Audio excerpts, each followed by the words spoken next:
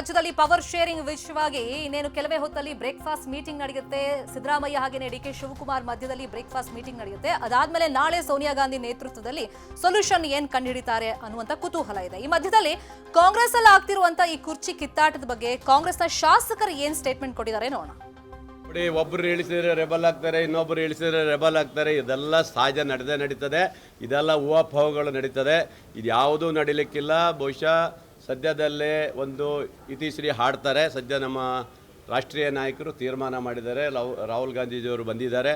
ಬಹುಶಃ ಇವತ್ತು ನಾಳೆಯಲ್ಲಿ ತೀರ್ಮಾನ ಮಾಡಿ ಯಾರು ಇರಬೇಕು ಯಾರು ಇರಬಾರ್ದು ಅನ್ನೋದನ್ನ ತೀರ್ಮಾನ ಮಾಡ್ತಾರೆ. ನಾನು ಹೇಳ್ತಾ ಇದ್ದೀನಿ, ಈಗಾಗಲೇ ಈ ರಾಜ್ಯದಲ್ಲಿ ಗೊಂದಲ ಸೃಷ್ಟಿಯಾಗುತ್ತಾ ಇದೆ. ಇದೆಲ್ಲ ಸರಿಯಾಗಬೇಕಾದ್ರೆ ಆದಷ್ಟು ಬೇಗ ಮುಕ್ತಾಯ ಆಗಬೇಕು.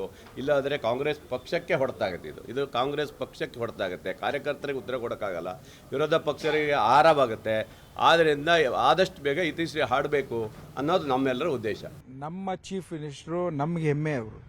ಅವ್ರು ಯಾವತ್ತೂ ಮಾತು ಕೊಟ್ಟಿದ್ದಾನೆ, ಯಾವತ್ತೂ ಅವರು ಹಿಂದೆ ಹೋಗಿಲ್ಲ, ಮಾತು ತಪ್ಪೋದಿಲ್ಲ ಅನ್ನೋದನ್ನ ಹೇಳಲಿಕ್ಕೆ ಎದೆಮುಟ್ಟು ಹೇಳ್ತೇನೆ ನಾನು. ಹೈಕಮಾಂಡರ್ ಏನು ನಿರ್ಧಾರ ತೆಗೆದುಕೋತಾರೆ ಅದಕ್ಕೆಲ್ಲ ಶಿರಸಾವಹಿಸಿ ನಾವೆಲ್ಲ ಪಾಲಿಸ್ತೇವೆ.